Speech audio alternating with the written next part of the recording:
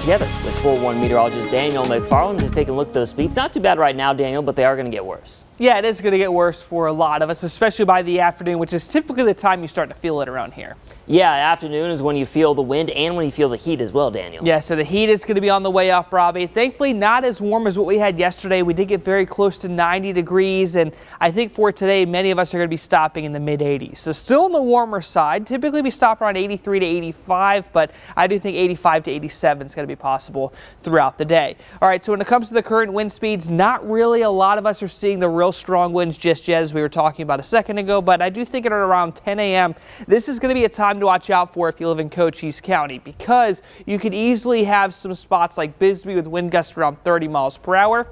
If you live near Sierra Vista, Tombstone, or Benson, those are going to be areas that could be as high as 20. Now, if you're in Tucson, that should be saved for the early afternoon until the early evening, so that's a time frame we're looking out for there. Not so bad. I think 25-mile-per-hour wind gusts is the worst we're going to have, at least at the airport. I think if you live closer towards a spot like Oro Valley or maybe Casas might be just a tad bit higher because of the way the direction is going to be. But overall, tomorrow is going to be worse for everyone. Now, this is going to be the time to watch out for that fire weather watch that we have in effect for Cochise and Graham counties. Not really so much the fact that we are looking at warmer temperatures, but instead it has a lot to do with how gusty the winds are going to be paired with that lower humidity out there. So if a fire were to start, it would be spreading very quickly. Current temperatures across Tucson, you can see here in the mid-50s. Pretty standard for this time of year as we're starting off the day, but your highs, these are going to be a little bit above average. So you have spots like Tucson Estates stopping around 83.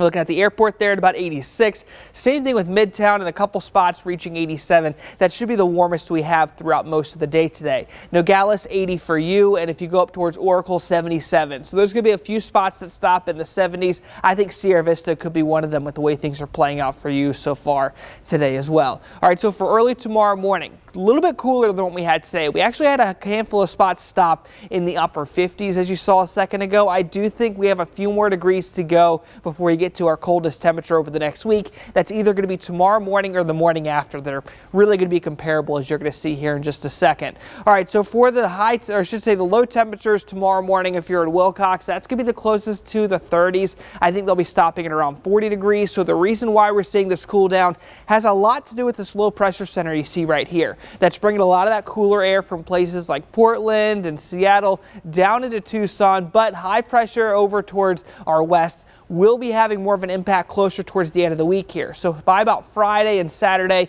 that's going to be when the temperatures are expected to rise on up. So even though we're still expecting 86 the next couple days, we'll bottom out by about Thursday. Thankfully, the wind won't be bad that day either.